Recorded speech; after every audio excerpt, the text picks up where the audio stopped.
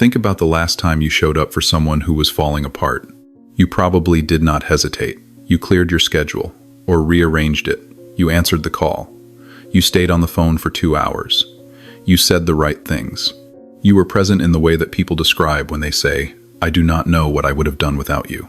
Now think about the last time you needed something. Not a crisis, just something.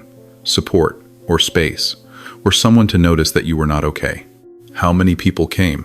If there is a gap between those two answers, this video is about that gap, not about fixing it immediately, not about deciding who is at fault, just about understanding what created it and why it keeps creating itself, regardless of who the other people in the story are. Because here is what tends to get missed in conversations about this pattern. Most people who end up living inside that gap are not naive. They are not simply too kind for their own good. Something much more specific happened, and it started long before the relationships that seem, on the surface, to be the problem. Psychologists who study early attachment, researchers like John Bowlby and later Pete Walker, who worked extensively with complex trauma, have documented a consistent pattern in people who become the caretakers in their adult relationships. It does not begin in adulthood. It begins in childhood, in environments where reading the emotional atmosphere of a room was not a social skill, but a survival one. Consider what that actually means for a child. Not a child who occasionally had to navigate a difficult moment, but a child for whom the emotional climate of home was consistently unpredictable. A parent whose moods shifted without warning. A household where tension was always present, but never named. A family system where the adults were dealing with their own unprocessed pain, and the child, without knowing it, absorbed the job of managing what the adults could not. What that child learns is not empathy in any simple sense. What they learn is attunement as a defensive strategy. If I can read what is happening before it happens, maybe I can do something about it. Make myself useful enough, quiet enough, easy enough, that things do not escalate. The child does not decide to do this. The nervous system figures it out, and the strategy is remarkably effective. Not always, not in every situation, but often enough that it gets reinforced. The tension sometimes does get diffused. The difficult moment sometimes does pass. And the child, without any conscious awareness, draws a conclusion from this. My behavior has influence over the emotional climate around me, which means if things go wrong, there was probably something I could have done differently. This is a heavy conclusion for a small person to carry, but it is also, in a strange way, a more bearable one than the alternative. The alternative is that the chaos around you has nothing to do with you, that you have no influence over it, that you are simply subject to it. Powerlessness is harder to live with than false responsibility. So the child takes on the responsibility and keeps it. Here is what happens over time. The child who learns to sense and manage the emotional needs of others gets rewarded for it. With approval, with being called mature, with being the one people rely on. Teachers notice it. Extended family comments on it. The behavior gets reinforced from multiple directions. It becomes invisible because it has become so natural. By the time that child is an adult, they have no memory of learning any of this. It simply feels like who they are. The attunement reads as sensitivity. The self-erasure looks like generosity. The compulsive availability passes, from the outside and from the inside, as being a good person. And there is something important to acknowledge here. Many people in this pattern are genuinely warm, genuinely caring. The problem is not that the care is false. The problem is that it has no floor. There is no point at which it stops. No internal mechanism that says, this is enough, I also have needs that matter here. That mechanism was never developed, because developing it was never safe. And the world continues to reward the absence of that floor. Because people who make themselves emotionally available without limit are genuinely useful to have around. They absorb the conflict that groups would otherwise have to address. They carry the emotional weight that relationships would otherwise have to distribute more evenly. They maintain the functioning of systems that would, without them, have to confront their own dysfunction. The role becomes load-bearing, and load-bearing things do not get questioned, they just get used. At some point, something shifts. It rarely arrives as a dramatic event. It tends to arrive as a quiet recognition that surfaces after an ordinary moment. You have just spent hours with someone in crisis. You gave everything you had. They leave feeling lighter. and you sit with what remains, which is a specific kind of emptiness that is different from tiredness. And you notice something that you cannot quite dismiss. You cannot remember the last time anyone sat with you the way you just sat with them. Not in passing, actually sat with you. Or the shift arrives when you try, for the first time, to set a limit on what you are available for. Something small, almost trivially small. And the response from the other person is so disproportionate that something becomes clear that you had been carefully arranging not to see. They were not relating to you as a person with limits. They were relating to you as a resource. Your limit registered not as information about you, but as a malfunction. Or it arrives more gradually, over the course of weeks or months, as a kind of accumulating awareness, a sense that you are performing a role in every room you enter, that the version of you that shows up for other people is fluent and capable and present, and that somewhere behind that version is another one that is tired in a way that has no obvious source, that you have stopped being able to access, that has been waiting to be acknowledged for longer than you want to calculate. These moments of recognition do not always feel like insight. They often feel like a loss. The story that sustained the pattern, the story that said, "This is just who I am someone who shows up for people," was also a story that gave the pattern dignity.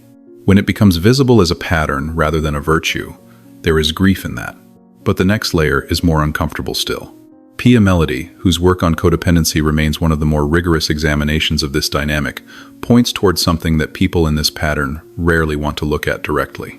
The arrangement continued not only because others extracted from it, it continued because it served a function on both sides. Being needed was not just exhausting. It also felt, in a way that is worth examining honestly, like safety, like proof of value. Staying occupied with other people's needs meant never having to sit with the question that waits underneath everything. Who am I when no one needs me?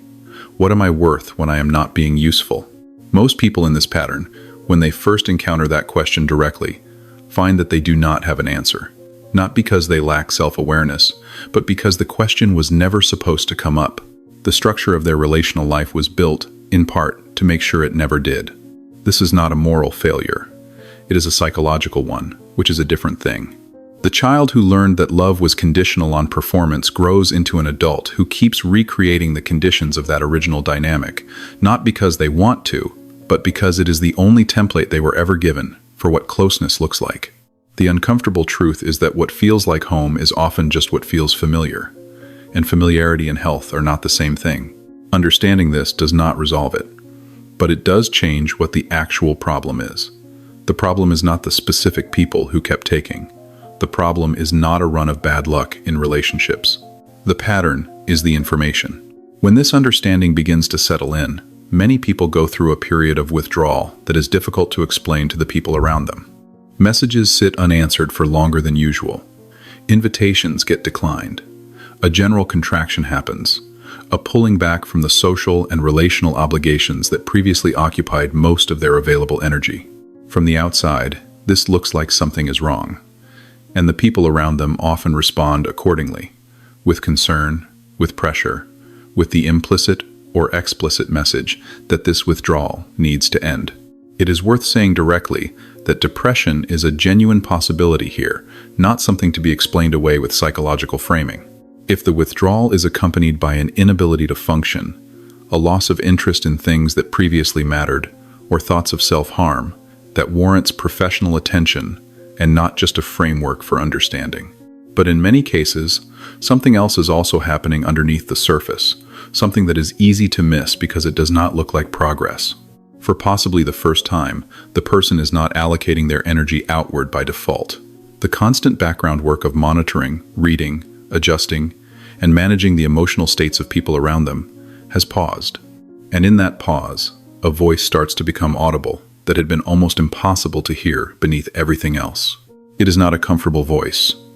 It has been suppressed long enough that it does not come out measured or diplomatic. It tends to say things that feel disloyal or ungrateful, or like evidence of having become someone worse than before. That certain relationships, maintained for years out of obligation, were never reciprocal and were never going to become reciprocal. That the charitable interpretation of why someone behaved the way they did the interpretation that kept the relationship intact, was chosen at least partly for its convenience rather than its accuracy. That the version of events that cast the other person as struggling and therefore deserving of patience was a version that also happened to justify staying. These are not comfortable recognitions. They do not feel like clarity from the inside. They feel like a kind of damage, like losing something that was keeping things together. But what they actually represent is the beginning of an honest account of one's own experience, possibly the first one, unfiltered by the habitual work of making space for everyone else's version of events. Something else tends to happen during this phase that most conversations about this pattern do not address adequately. The guilt. When someone who has organized their entire relational life around availability begins to change that, the guilt is not proportionate to what is actually happening. It is not the mild discomfort of adjusting a habit. It is something more like an alarm. It interrupts sleep. It attaches itself to specific instances, the message that went unanswered, the invitation that was declined, the moment where something was asked for, and the answer was no. It reviews each of them in detail, looking for the place where something could have been handled better, where the cost to the other person could have been reduced. The impulse to undo the changes, to return to what was familiar, is not experienced as weakness. It is experienced as conscience. That is worth paying attention to, because it is where the pattern reasserts itself most effectively, not through external pressure alone, but through the internal architecture that was built to make maintaining the pattern feel like the ethical choice. The nervous system was organized around a specific set of operating rules for a long time. Keep the atmosphere stable. Monitor the people around you. Respond before things escalate. When the behavior that maintained those rules stops, the system registers it as a failure state, not because the new behavior is actually dangerous, but because it is unfamiliar, and the nervous system does not have a reliable mechanism for distinguishing between unfamiliar and dangerous. It treats both the same way. Researchers who study behavior change have a name for this. They call it change-back pressure, the internal pull toward the familiar pattern, which was painful but predictable, as opposed to the direction of change, which may be healthier but has no established track record inside the nervous system. The gravity of the known. And it comes from outside as well. The people in the surrounding environment have been orienting themselves around a particular version of this person for years. When that version starts to shift, they do not simply recalibrate. Some push back directly. Some express hurt in ways that read less as hurt and more as accusation. Some deploy the specific kind of language that tends to be most effective. You used to be so caring. You have changed. I do not recognize you anymore. It is worth staying with those responses rather than immediately defending against them or dismissing them, because there is something true in them. Something did change. The question that is more useful than whether the change was justified is, what does it mean that the change produced this particular response? What was the previous arrangement actually built on, that its modification generates this reaction? What tends to emerge over time, in people who continue moving through this rather than retreating from it, is not the emotional invincibility that circulates in certain self-help frameworks. The idea that you will emerge needing nothing, affected by no one, entirely self-contained, is not psychological health. It is a different configuration of the same underlying problem, a defense that has changed its shape but not its function. What actually develops is more specific and considerably less dramatic. There is a growing ability to distinguish between someone who is in genuine difficulty and needs real support, and someone for whom being in difficulty has become a reliable way to secure attention and avoid accountability. From the outside, these two things can appear nearly identical. The difference tends to register as a felt sense before it can be articulated, and learning to trust that felt sense, rather than overriding it with charitable explanations, is a significant part of what this process requires. There is also a gradual development of the capacity to name what you need in a relationship, directly, without framing it as an imposition or apologizing for it before the other person has even responded. For someone who learned early that their needs were a disruption to the emotional stability of the people around them, the act of saying, "I need something from you," carries a weight that is genuinely difficult to convey to people who did not learn that lesson. The fear underneath it is not irrational. It was built from real experience. Recognizing the origin of that fear does not immediately dissolve it, but it does make it possible to act in spite of it rather than being reliably stopped by it. Brené Brown's research on connection is useful to bring in here. Her work suggests that genuine intimacy between people is not produced by one person absorbing all the weight of the relationship while the other receives. It requires mutual exposure, both people visible to each other in ways that carry real risk. The asymmetry that once felt like care, the orientation of always being the one who holds space rather than the one who occupies it, turns out to be a structure that keeps real closeness at a distance rather than creating it. It produces a version of connection that is functional without being intimate, reliable without being honest. A boundary, understood in this context, is not a wall, and it is not a punishment. It is a description of what a relationship needs to contain in order to be sustainable and real, rather than extractive and performed. Some people, when given that description, will meet it without difficulty. Others will find it unworkable. And the way each person responds will carry more information about the actual nature of the relationship than most of what came before it. None of this moves quickly. Progress is not linear, and the people who tell you otherwise are usually selling something. Old patterns surface under stress in ways that feel indistinguishable from starting over. The behavior that felt genuinely resolved reappears in a new context. There are periods of returning to what was familiar, followed by the recognition of what that return cost, followed by the slow work of moving forward again.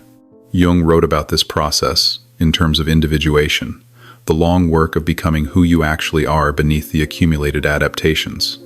He did not frame it as a destination. He framed it as an ongoing orientation, a continued willingness to look honestly at yourself, not to punish yourself with what you find, but to know yourself more fully than you did before. Most people who move through this process, at some point significantly later than they expected, discover something they could not have anticipated at the beginning. The qualities that were most thoroughly suppressed, the ones managed and hidden with the most vigilance, tend to be the ones that carry the most actual capacity once they are no longer underground. The anger that was never allowed a direct form, when it finally is allowed one, becomes something more precise than rage. It becomes the ability to hold a position clearly, to say, "This is not acceptable," and mean it, without needing the other person's agreement to make it true. The need that was always minimized into nothing, when it is finally acknowledged as real and legitimate, becomes the ability to ask explicitly for what a relationship requires, and to recognize, without extensive self-persuasion, when what is being offered is genuinely insufficient.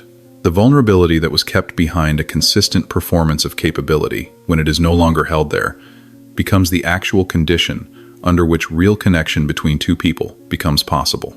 These are not small changes, but they are slow ones, and they do not arrive as rewards for having completed something. They arrive as byproducts of having continued. Jung did not suggest this work was comfortable. He suggested it was necessary, that the alternative, the life spent maintaining the surface, while the underlying pattern continues operating without examination, carries its own cost. Not a visible cost, a slow, accumulating one. The cost of being in every room without quite being known in any of them, of giving consistently and receiving intermittently, and telling yourself that the ratio is fine, of staying busy enough with other people's needs that the question of your own can be kept at a manageable distance. The pattern does not require dramatic circumstances to persist. It only requires that the question underneath it never gets asked directly. Take a moment now.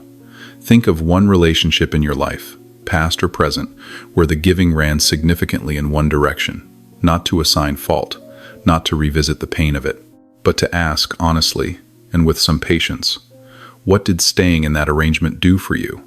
Not only what it cost you, what did it provide? That question, held without rushing to answer it, tends to open something. Leave what comes up in the comments, not as a performance of vulnerability, but because naming a pattern out loud is often the first step toward seeing it clearly enough to actually change it. If this is territory worth continuing to explore, stay with this channel. There is more ahead.